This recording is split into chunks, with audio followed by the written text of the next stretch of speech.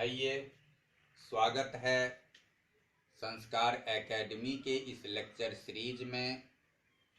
आज हम इस सीरीज के अंतर्गत देखने जा रहे हैं कक्षा 12वीं के बायोलॉजी में रिप्रोडक्शन को। तो आइए शुरू करते हैं। सबसे पहले रिप्रोडक्शन का हम अर्थ देखते हैं। यह री और प्रोडक्शन दो शब्द से बना है। प्रोडक्शन का अर्थ होता है उत्पत्ति, उत्पादन करना, और री का अर्थ होता है दोबारा, फिर से। अर्थात एक बार पहले उत्पन्न हुआ है और वह दूसरी बार या अगली बार फिर उत्पन्न हो रहा है। इसका सेंस ये है कि कोई भी जीव जन्म लिया है और वह अपने ही जैसे जीवों को फिर से उत्पन्न करता है, इसलिए इसका नाम रिप्रोडक्शन है, दोबारा उत्पन्न होना। अब इस रिप्रोडक्शन जो दोबारा उत्पन्न होने की बात है, यहाँ से एक कंसेप्ट आती है, एक अवधारणा आती है, जो अवधारणा है लाइफ स्पेन का। तो अब हम जो एनसीईआरटी के जो बुक हैं, उस बुक में जो रिप्रोडक्शन के अंतर्गत पहला पार्ट बनाया गया है वह लाइफ स्पेन का है। और हम लाइफ स्पेन के बारे में सबसे पहले देखें। लाइफ स्पेन, जिसे कि हम जीवन अवधि कहते हैं, यह सत्य है कि इस धरनी धरातल पर जो भी जीव जन्म लेते हैं वह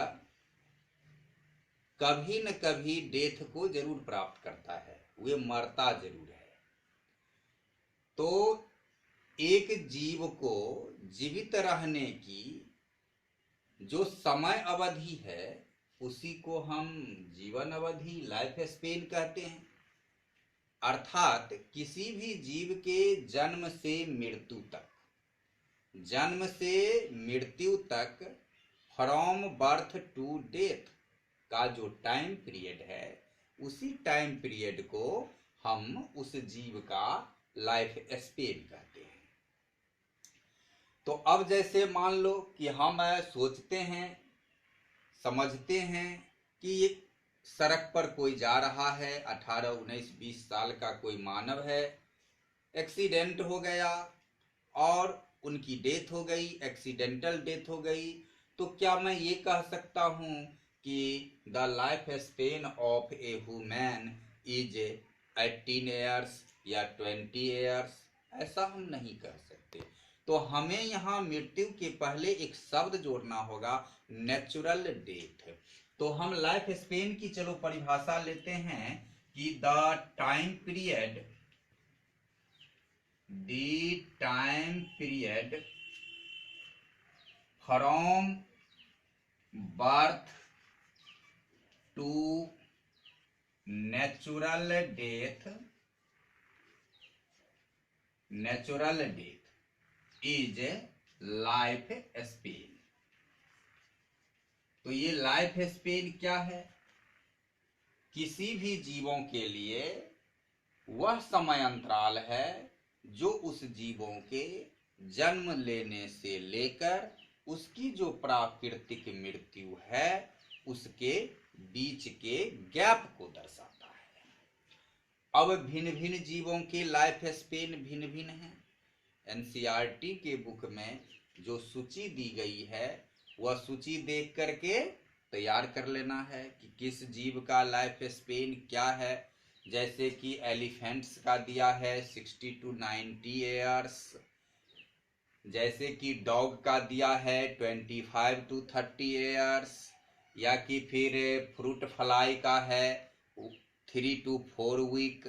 तो इस तरीका से उसमें बहुत सारे लाइफ स्पेन की जो टेबल दी गई है उससे हमें देखना है।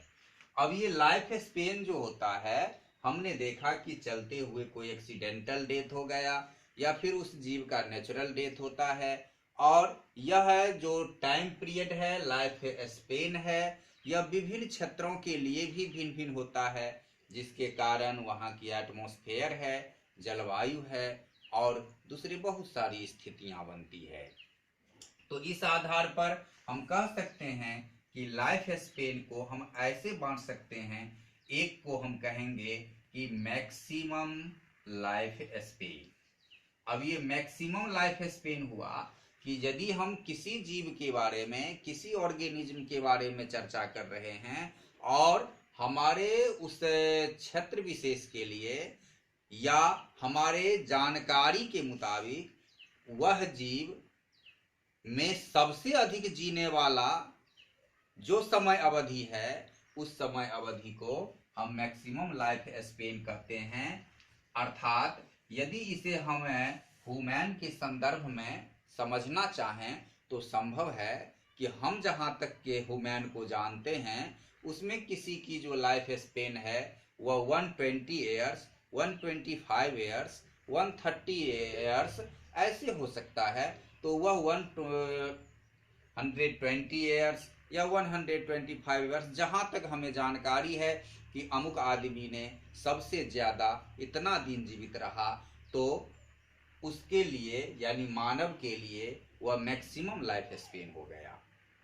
दूसरा जो हो जाता है उसे हम कहते हैं एवरेज लाइफ स्पेन। अब एवरेज लाइफ स्पेन का मतलब हुआ कि हम जो बात करते हैं, तो हम जितने मनुष्य को, जितने सर्किल में मनुष्य को जानते हैं, उस सबों का एक औसत क्या है मरने का। कोई 10 में मर जाता है, कोई 20 में मरता है, कोई 80 में मरता है, कोई 100 में मरता है। तो उस सब का एवरेज क्या आ रहा है, और उस एवरेज निकाले हुए एयर्स को हम एवरेज लाइफ स्पेन कहते हैं। उसके बाद एक तीसरा जो होता है, वह तीसरा होता है पॉपुलेशन लाइफ स्पेन। अब ये पॉपुलेशन लाइफ स्पेन का मतलब हुआ कि जैसे हम एक ही जीवों के बारे में चर्चा करें, तो एक ही जीवों के बारे में चर्चा करेंगे, तो जैसे हम ह्यूमन को ले लें, मानव को ले लें, तो विभिन्न जो क्षेत्र के, विभिन्न जो एटमॉस्फेयर के जो मानव हैं, उनका लाइफ स्पेन भिन्न भिन्न होता है। जैसे कि the life span of Japanese is greater than the life span of Indian. तो इस तरीके से ये हुआ कि हम क्षेत्र विशेष पर करते हैं, और जो ये मैक्सिमम और एवरेज लाइफ स्पेन निकालते हैं उसके लिए हमें पॉपुलेशन देना होता है। अब हम ये बात देखें कि ये लाइफ स्पेन क्या जीवों के आकार पर निर्भर करता है।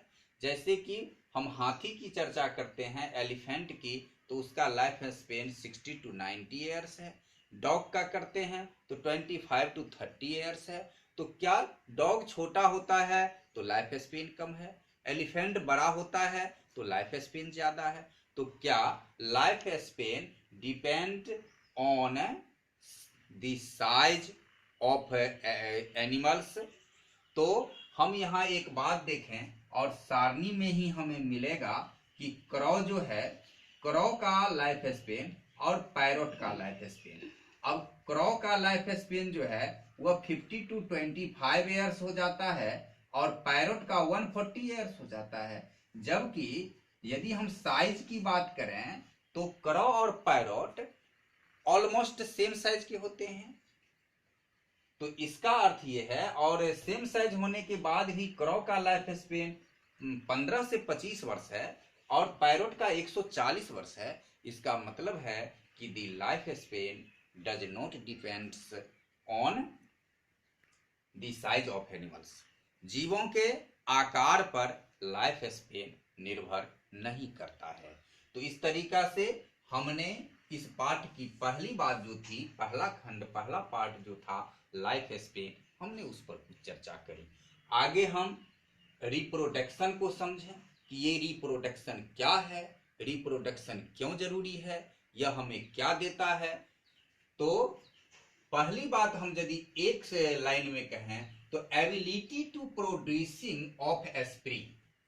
Ability to producing offspring, जीवों में संतति उत्पन्न करने की जो क्षमता है, जीवों में संतति उत्पन्न करने की जो क्षमता है, उसी को हम कहते हैं रिप्रोडक्शन।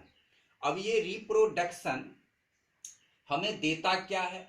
तो रिप्रोडक्शन जो हमें देता है, पहली बात ये करता है कि इंक्रीज इन पॉपुलेशन, जनसंख्या में यह वृद्धि करता है। अब कोई जीव, जैसे कि कोई पेरेंट्स हैं, वे पेरेंट्स जीव की जो संख्या है, जो नंबर है, डॉटर जो बनते हैं उनकी नंबर ज्यादा हो जाती है।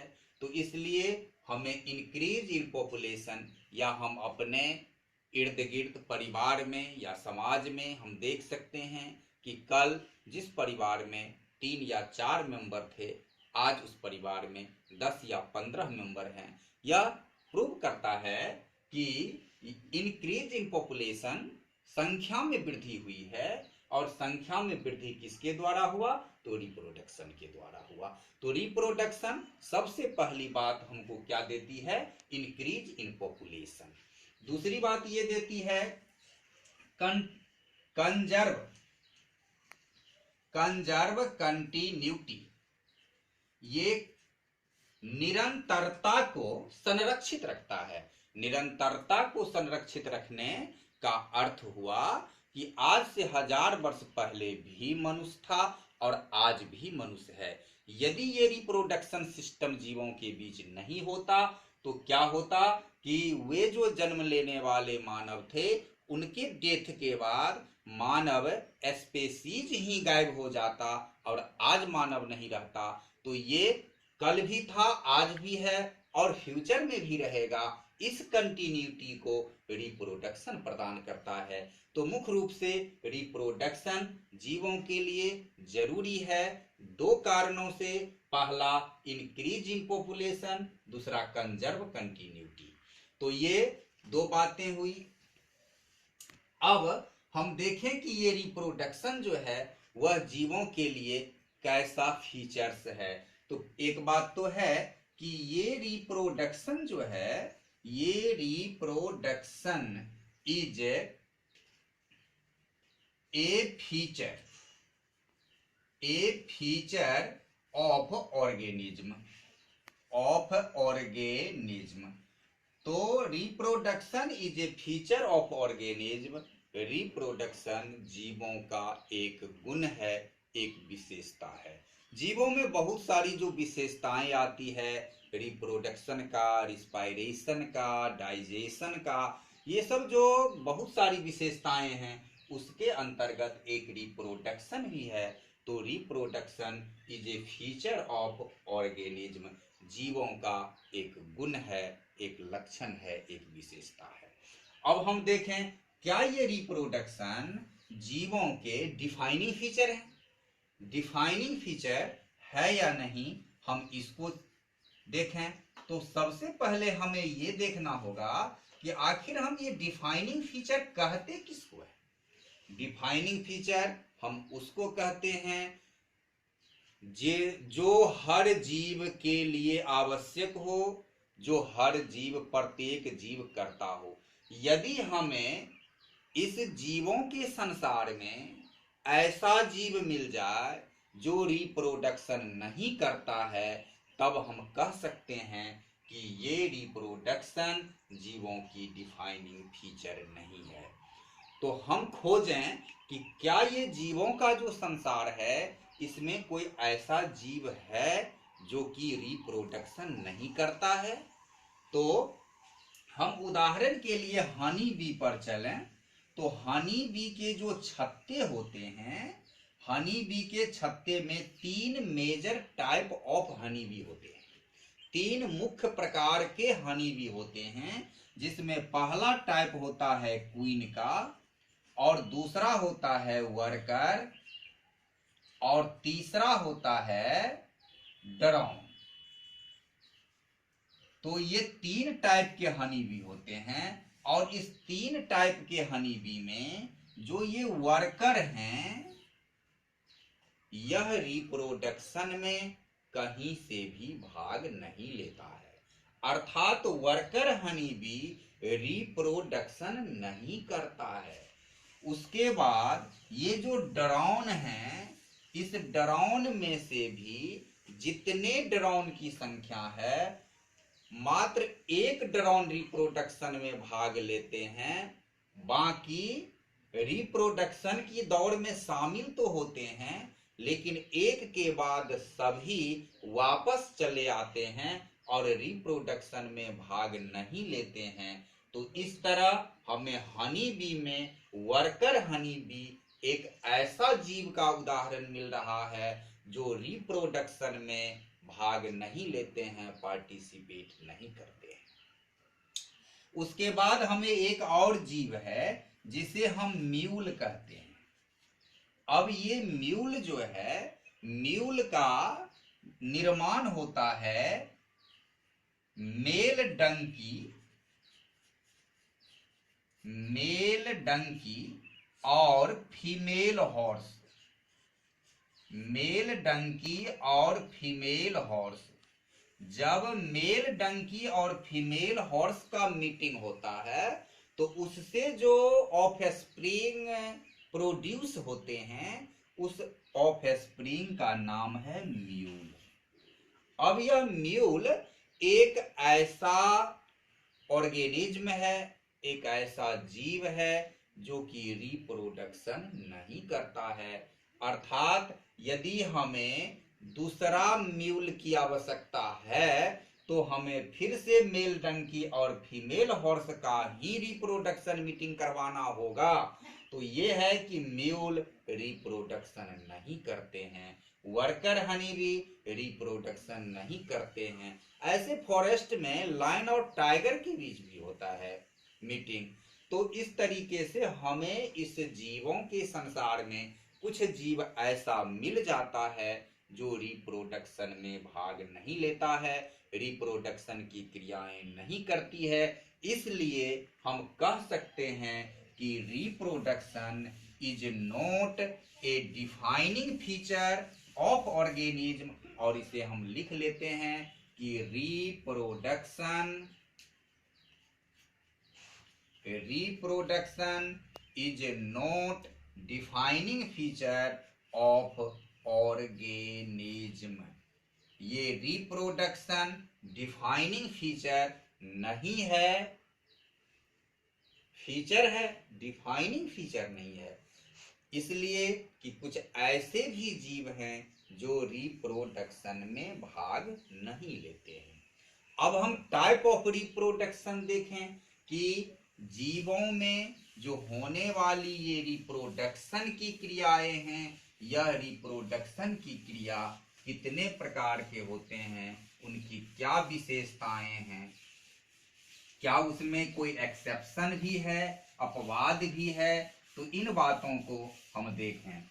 तो पहली बात यह है कि रिप्रोडक्शन कितने प्रकार के होते हैं, कितने टाइप के होते हैं। तो हम बांट सकते हैं रिप्रोडक्शन दो टाइप के होते हैं, एसेक्सुअल रिप्रोडक्शन और सेक्सुअल रिप्रोडक्शन। सेक्सुअल रिप्रोडक्शन और एसेक्सुअल रिप्रोडक्शन।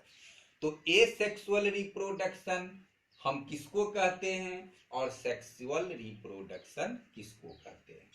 अभी तक जो हम पढ़ते आ रहे हैं उसमें एक परिभाषा है या सीखे हैं हम लोग नीचे के वर्ग में कि जिस रिप्रोडक्शन में एक व्यष्टि भाग लेता है, एक जीव भाग लेता है, उसे हम एसेक्सुअल रिप्रोडक्शन कहते हैं, और जिस रिप्रोडक्शन में दो जीव भाग लेता है उसे हम सेक्सुअल रिप्रोडक्शन कहते हैं।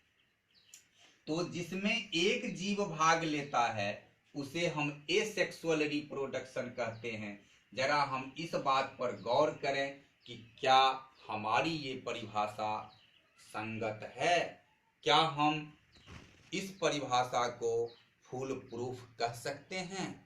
तो हमें यहाँ एक उदाहरण देखना होगा टेपवर्म का।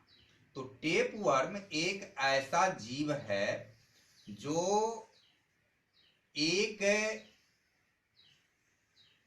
के संख्या में ही किसी जीवों के अंतर्गत रहते हैं और इस जीव में इस तरीका से संपूर्ण शरीर सेगमेंटों में यानी खंडों में बंटा होता है और इसके प्रत्येक खंड में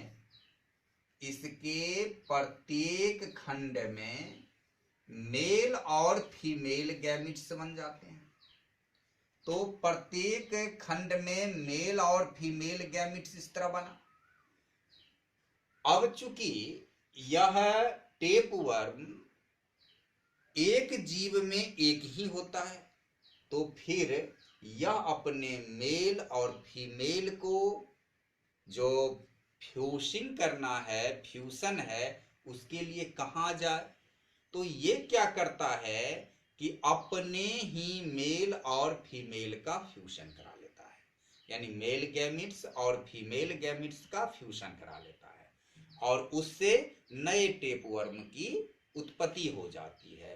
तो ये हम देखते हैं कि यहाँ क्या हुआ कि मेल और फीमेल का फ्यूजन हुआ। यहाँ कितने जीव भाग लिए रिप्रोडक्शन में? ओनली 4, एक, और एक जीव भाग लिए, लेकिन यह सेक्सुअल रिप्रोडक्शन है, अर्थात ये हुआ कि एक जीव भाग ले तो एसेक्सुअल रिप्रोडक्शन, 2 जीव भाग ले तो सेक्सुअल रिप्रोडक्शन। हम ऐसी परिभाषा नहीं कर सकते हैं क्योंकि इसमें एक अपवाद है, एक्सेप्शन है। तो उसके बाद एसेक्सुअल और सेक्सुअल का हम परिभाषा क्या करते हैं? तो परिभाषा करते हैं इस संख्या के आधार पर नहीं, हम परिभाषा इसका करते हैं गैमिट्स के आधार पर। गैमिट्स के आधार पर। अब ये गैमिट्स के आधार पर क्या है? एसेक्सुअल रिप्रोडक्शन में गैमिट्स का फॉर्मेशन होता है कि नहीं? तो साधारण तौर पर हम कह सकते हैं कि एसेक्सुअल रिप्रोडक्शन में गैमिट्स का फॉर्मेशन नहीं होता है और सेक्सुअल रिप्रोडक्शन में गैमीट का फॉर्मेशन होता है, निर्माण होता है। लेकिन एसेक्सुअल रिप्रोडक्शन भी 2 तरह के होते हैं, जिसमें ऑफस्प्रिंग की जो प्रोड्यूसिंग है, उत्पत्ति है, वह होता है with fusion of gametes, with fusion of gametes, और दूसरा होता है विदाउट फ्यूजिंग ऑफ, जी नहीं यहाँ सॉरी, विदाउट गैमिट्स। ये विदाउट गैमिट्स, बिना गैमिट्स के होते हैं, विदाउट गैमिट्स, और यहां विथ गैमिट्स भी होते हैं, विथ गैमिट्स, विथ गैमिट्स और विदाउट गैमिट्स, एसेक्सुअल दोनों में होता है। अर्थात ये है कि जैसे कि विदाउट गैमिट्स तो जनरली तौर पर गैमिट्स के बिना हो जाता है, दूसरा है विथ गैमिट्स, गैमिट्स के द्वारा होता है। अब गैमिट्स के द्वारा होता है, यह कैसे होता है? तो हम एक बार फिर हनी बी के उदाहरण पर चलें और हनी बी में होने वाले जो रिप्रोडक्शन की क्रिया है, इस क्रिया को हम देखें कि कैसे होता है। तो हमने देखा कि हनी बी में 3 कैटेगरी होती है, वह 3 मेजर कैटेगरी है, और मेजर कैटेगरी है तो पहला होता है क्वीन, और हनी बी के एक छत्ता में एक ही क्वीन होता है। उसके बाद जब क्वीन मैच्योर एज में आ जाती है, जब यह रिप्रोडक्शन करने के एज में आ जाती है, तब यह हनी बी ऐसे उड़ते उड़ते उड़ते बड़ी ऊपर उड़ जाती है। और जब ये क्वीन हनी बी ऊपर उड़ना शुरू करती है तो इधर जो इसके हम तीसरे टाइप ड्रोन देखे थे, ये ड्रोन क्या करता है? ये भी फ्लाई करता है इस हनी बी को पकड़ने के लिए, क्वीन को पकड़ने के लिए। अब जितना ड्रोन ऊपर फ्लाई किया उसमें से जो सबसे आगे निकला, फास्ट निकला, वह एक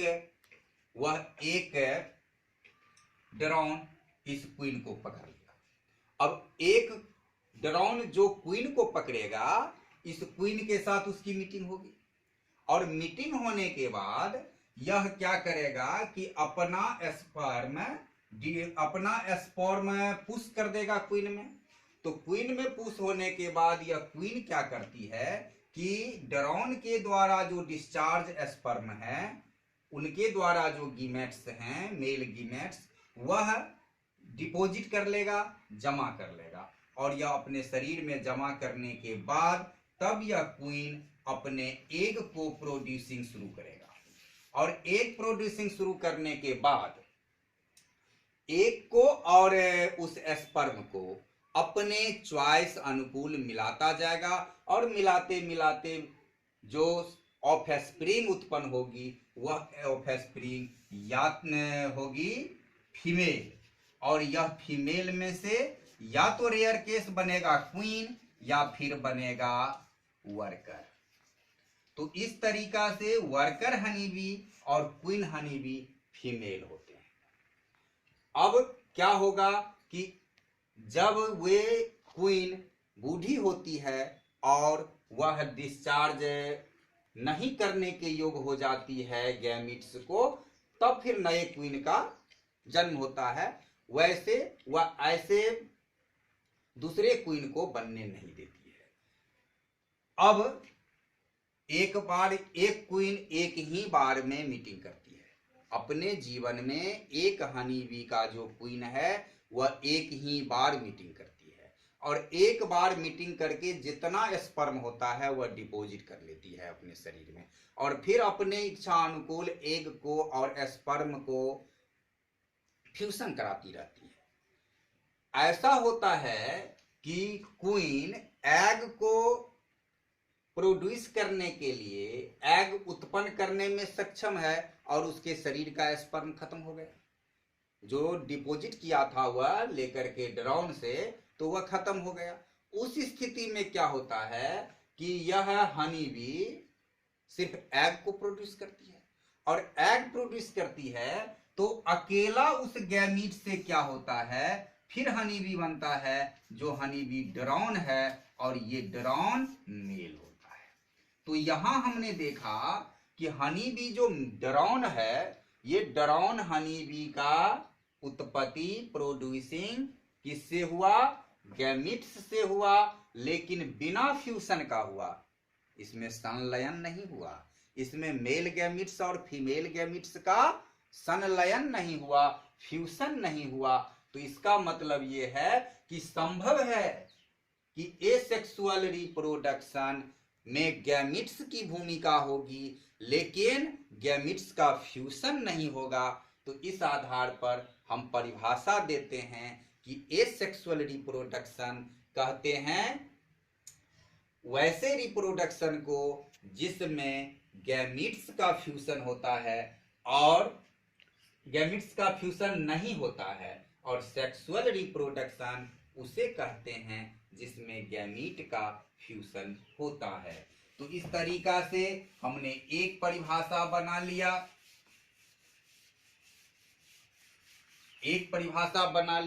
और हमने एसेक्सुअल में लिख दिया कि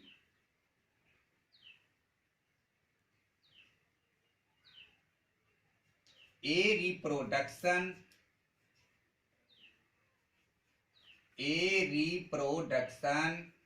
in which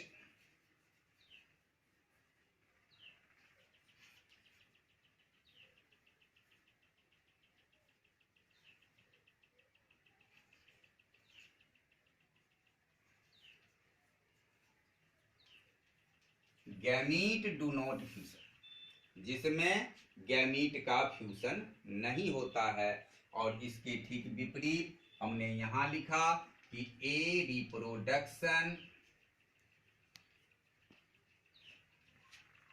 in which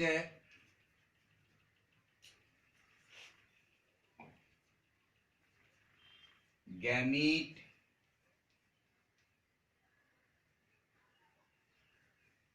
fusion is necessary, gamete का फ्यूशन जरूरी है। तो इस तरीका से हमने एक बात देख लिया ये सेक्सुअल रिप्रोडक्शन में और सेक्सुअल रिप्रोडक्शन में। अब हमने यहां देखा कि गैमीट का फ्यूशन होता है, गैमीट का फ्यूशन नहीं होता है। तो हम सबसे पहले ये देखें कि ये गैमीट्स के बारे में कुछ समझ लें। तो यदि हम यहाँ गैमीट्स के बारे में समझते हैं तो ये गैमीट्स दो तरह के होते हैं, एक का नाम है मेल और दूसरा है फीमेल। तो ये मेल गैमीट्स और फीमेल गैमीट्स, मेल गैमीट्स हुआ और फीमेल गैमीट्स। मेल गैमीट्स का नाम है स्पर्म और फीमेल गैमीट्स का नाम है ओवा या एग। तो ये मेल गैमीट्स हुआ, फीमेल गैमीट्स। अब मेल गैमीट्स और फीमेल गैमीट्स में फीमेल गैमीट्स बड़ा होता है, फीमेल गैमीट साइज में बड़ा होता है और इसे हम कह सकते हैं कि फीमेल गैमीट्स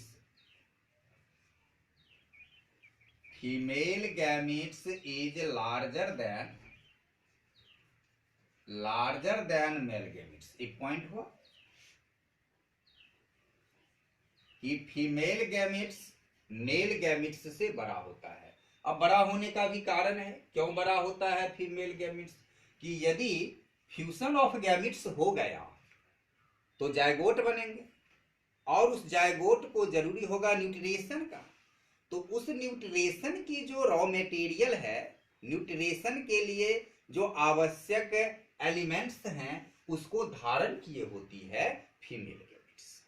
तो उसी न्यूट्रिशन के उपस्थिति के कारण यह female gametes is larger then male gametes, यह मेल गैमीट्स से फीमेल गैमीट्स बड़ा होता है, क्योंकि फीमेल गैमीट्स में अर्थात ओवा में न्यूट्रिएशन होता है। तो हमने पहली बात देखा कि mail gametes is larger than female gametes. अब देखो जो बड़ा होगा, बड़ा में थोड़ा एस्थेटिक्स नेस ज्यादा आ जाता है, उसमें गति कम होती है। तो इस तरीका से ये फीमेल गैमीट्स जो होता है वह अनमेलिडिटी होता है, इसमें गति नहीं होती है, इसमें मेटालिटी नहीं होती है। तो हम ये कहेंगे कि female gametes has no motility, female gametes have no motility but male gametes have। Female gametes में मेटालिटी नहीं होती है, फीमेल गैमिट्स गति नहीं करता है, फीमेल गैमिट्स एक जगह रुका हुआ स्थूल रूप में रहता है, लेकिन मेल गैमिट्स गति करती है। क्योंकि मेल गैमिट्स छोटा साइज में होता है इसलिए यह रैपिडली गॉट एनर्जी, यह बहुत जल्द ही एनर्जी को प्राप्त कर लेता है और यह गति करता है। अब गति करता है तो वह मोशन किस अंग से करता है, तो मेल गैमिट्स जो गति करते हैं, मूव करते हैं, तो हम यहां लिख सकते हैं कि male gametes move with flagella.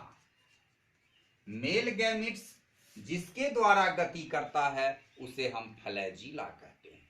तो यहाँ फ्लैजिला के द्वारा मेल गैमिट्स गति करते हैं, लेकिन फीमेल गैमिट्स गति नहीं करते हैं। मेल गैमिट्स से female gametes larger than size, यह आकार में बड़ा होता है। तो इस तरीका से हमने इतना देखा।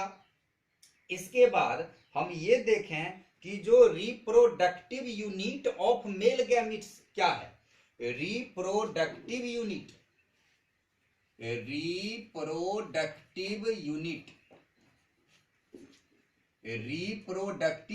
Of male gamete, reproductive unit of male gamete और reproductive unit of female gamete.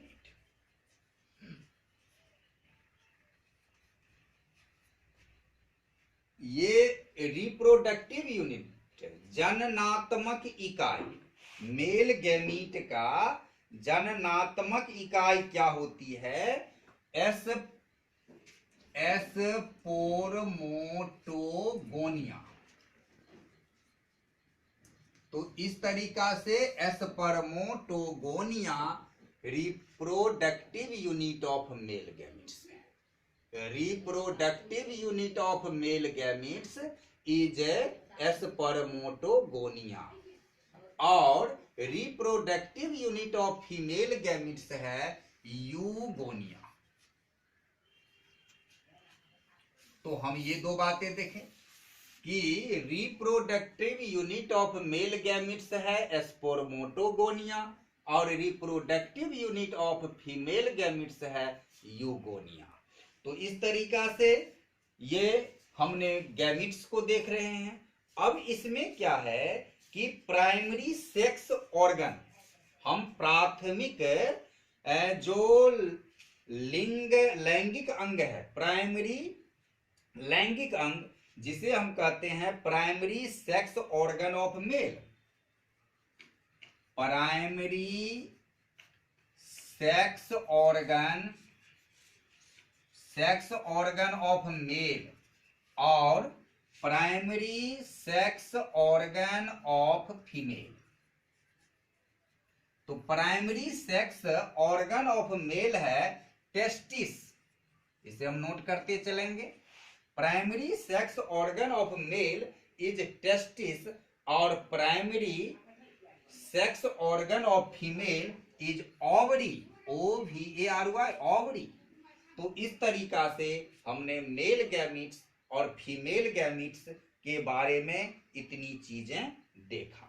तो अब ये क्या हुआ कि एसेक्सुअल रिप्रोडक्शन और सेक्सुअल रिप्रोडक्शन हम देख रहे हैं। इस दोनों में यदि हमें डिफरेंस करना है तो पहला डिफरेंस हुआ, यहां हम सीधा भी लिख सकते हैं कि फ्यूजन ऑफ गैमीट्स, यहां फ्यूजन ऑफ गैमीट्स नहीं होगा तो does not fusion of gametes, और यहां होगा फ्यूजन ऑफ गैमीट्स। तो ये पहली बात हुई। दूसरी बात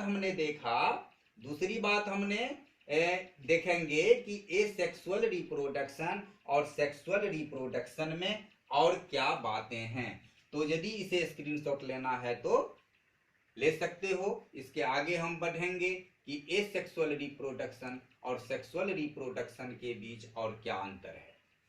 तो चलो आगे बढ़ते हैं।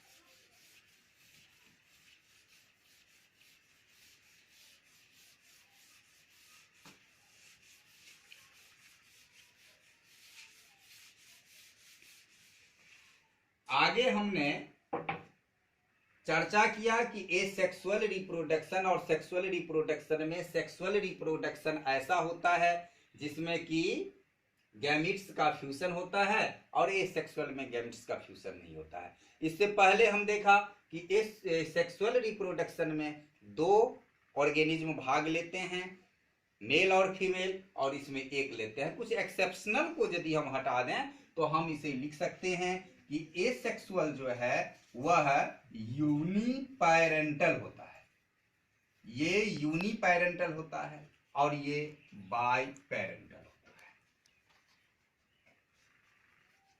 इसमें हम एक्सेप्शन को छोड़ के चलेंगे तो एसेक्सुअल यूनिपैरेंटल होता है जबकि सेक्सुअल बाइपैरेंटल होता है। उसके बाद हम ये देखें कि ये जो पेरेंट्स होते हैं, जिस पेरेंट्स से ऑफ स्प्रिंग प्रोड्यूसिंग होती है, ये पेरेंट्स एसेक्सुअल में जो होता है वह मुख्य रूप से होता है बाइसेक्सुअल और इसमें होता है यूनिसेक्सुअल। यहां कंफ्यूज नहीं होना है, थोड़ी उल्टी सी बात है। Uniparental asexual, biparental sexual, bisexual asexual और यूनिसेक्सुअल हुआ सेक्सुअल रिप्रोडक्शन में। ऐसा इसलिए कि बायसेक्सुअल हुआ कि एसेक्सुअल प्रोडक्शन में जो भाग लेने वाले जीव हैं उस जीव में मेल और फीमेल दोनों सेक्स उत्पन्न होते हैं, जबकि बाई पेरेंटल में क्या होता है, एक जीव में एक ही सेक्स उत्पन्न होता है। एक जीव में या तो वे मेल होंगे या कि फीमेल होंगे।